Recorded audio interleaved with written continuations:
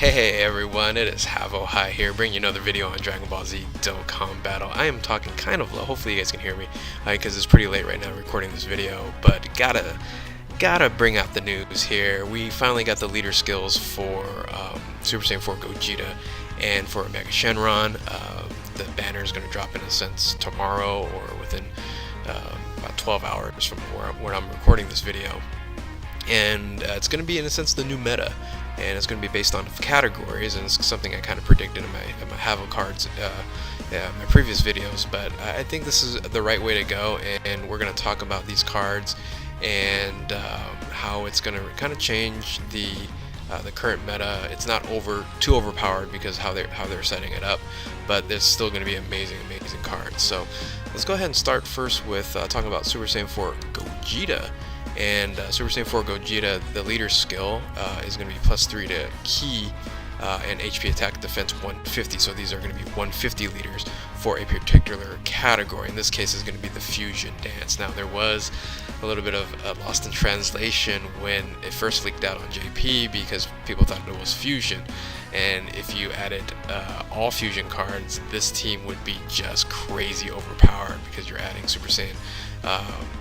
Super Vegito, Super Saiyan Blue Vegito, and all these other Patara, quote-unquote Patara characters. But this is only Fusion Dance, the figure fusion dance that would get this buff from this leader skill. Now otherwise, if you aren't going to use him for the 150, which I don't know why you wouldn't, it would just be tech +3 to Ki, HP attack defense only by 50%. So when you're running this team, you're definitely going to run a full fusion dance team because there's no reason why you would do the other one. So I'm not sure why they ended up actually doing that and putting that secondary leader skill on there, but hey, it's something additional. So the super attack is 100 times Big Bang Kamehameha. The animation is awesome. I didn't put it in this video, but you can definitely check it out in other videos. It greatly raises attack and defense for one turn, so it provides a little buff for that one turn there, and it causes, of course, immense damage. So the passive skill is 120% to the attack with extreme type enemies with a debuff of attack and defense by -20%. With also the high chance of evading the enemy super attack with a counter. So just like the Super Saiyan 4s, Goku and Vegeta, he has a counter of a super attack. So the most important link skills that's going to be on this team is going to be Fuse Fighter, because every single character you're going to be running is going to be Fuse Fighter, and with the setup that I created, everyone's a fierce battle as well. So you might have some shocking speed and some super stains on top of that, but it links up pretty well with this fusion dance team. So we're gonna go ahead and take a look at what I would do if I was to create a team, and it's gonna basically look like this. It's gonna be different from Global and JP because JP has a couple OP cards that has not come out yet. So on Global, for the Super Saiyan 4 Gogeta fusion dance team, you're gonna of course bring Super Gogeta and then Super Saiyan 3 God tanks on that team. Now I think for sure if you have those cards on Global, there's going to be an absolute must that's going to be on the fusion dance team. On top of that, I'd probably also add the super physical Super Gotenks as well, because of the 2-year anniversary buff when he awakens again, or rebirths, or whatever he ended up doing. He gets he's a sealer, plus he gets plus the Ki to all characters, and a attack buff. So those three are going to be a staple on this team for sure. Now the other three is kind of just based off of the Fusions banner. Hopefully you guys pulled some of these cards. I think I got all three of them, and that's Pandel, Bullpan, and Carolee. So these three characters are kind of by default the options that you're in a sense going to use. Now with Pandel, she actually provides attack buff for all allies, 30%. So she's not going to hit hard herself, but you can use her as a buff there. And she also has Fuse Fighter, which provides Ki to individuals there, and she also has the GT, which will go well with some of the characters that's on this team. Now, the other individual that's on here would be Bullpen. Now, Bullpen, one second here, Bullpen provides plus 3 to key to all allies when HP is above 30%, which probably is going to be most of the time. But in a sense, this one is kind of overkill. Plus 3 to all allies, you're going to have, you'll be doing super attacks every single round, not going to have any issues on there. However, there's not a really good substitution because you're already bringing in super go tanks. Thus, you can't use the Dokkan Awakened Agility one when it comes out, the one that JP has. So you'll see how that works. And then Carolee, he's just going to be a hitter on there. So that's the team that I would use on global, and I think I have all those cards there.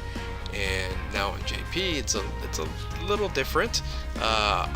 For sure, you're bringing the hardest one of the hardest two hitters in the game, which is going to be the Int Super Gogeta and the Super Saiyan 3 Go Tanks on the physical side.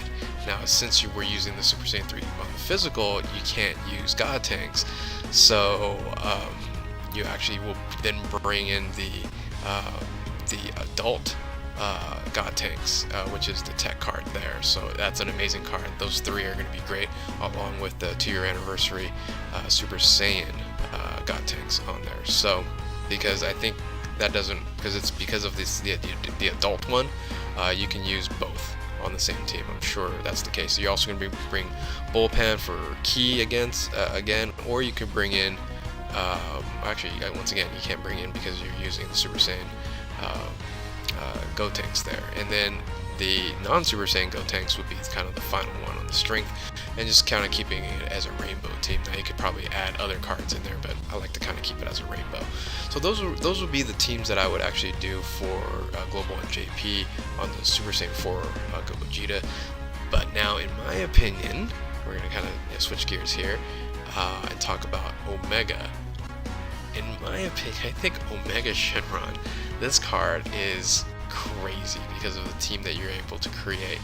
And this is the 150% leader for the Shadow Dragon saga. So that's interesting that it's going to be limited to a certain saga. So we'll see how this all plays out. But his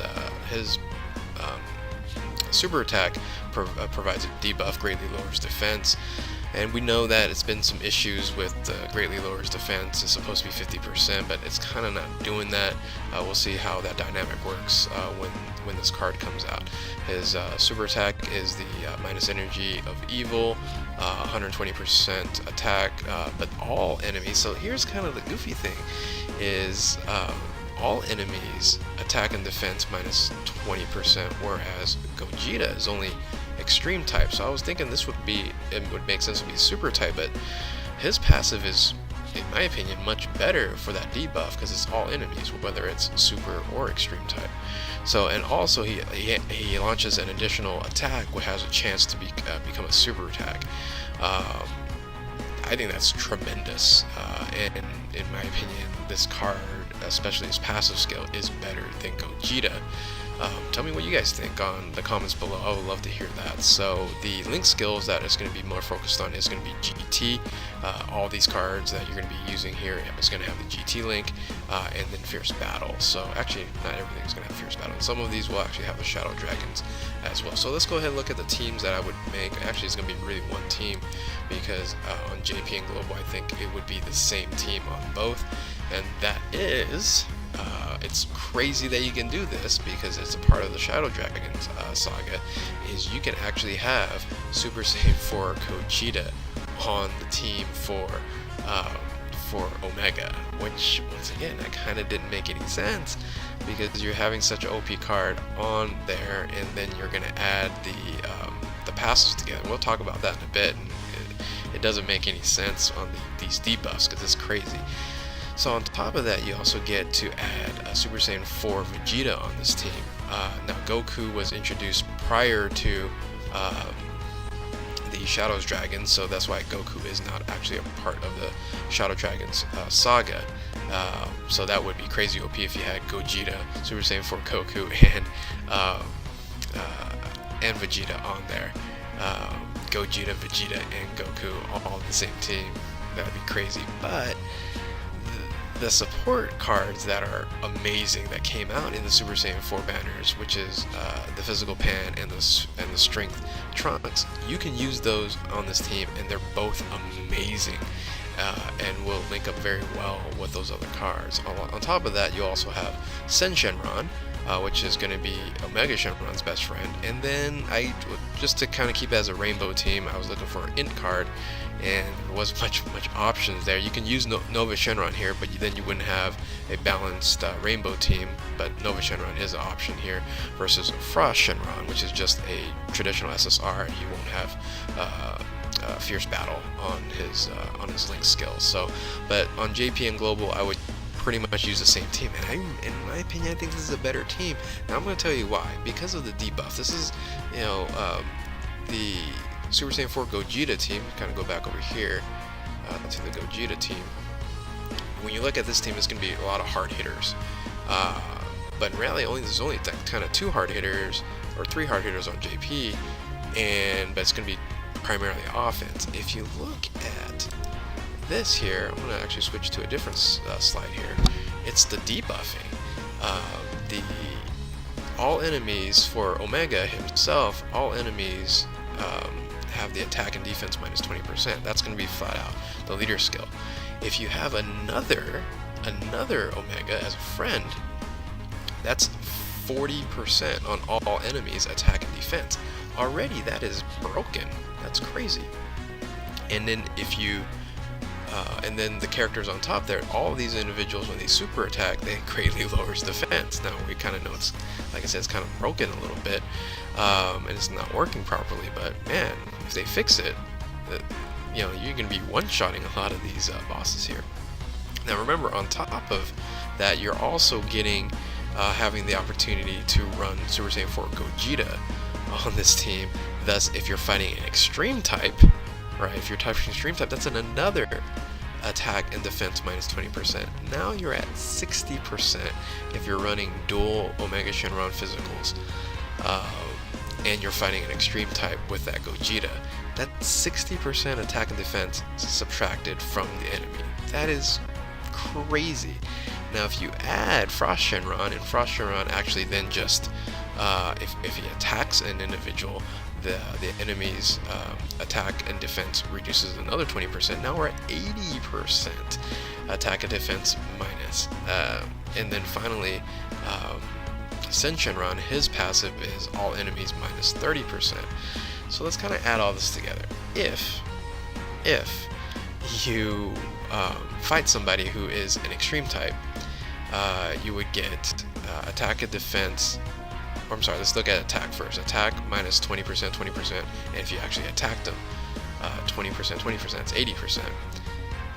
If you attacked the individual with the Frost Shenron, their defense, however, is minus 20%, 20%, 20%, 20%, and then 30%. That's 110%.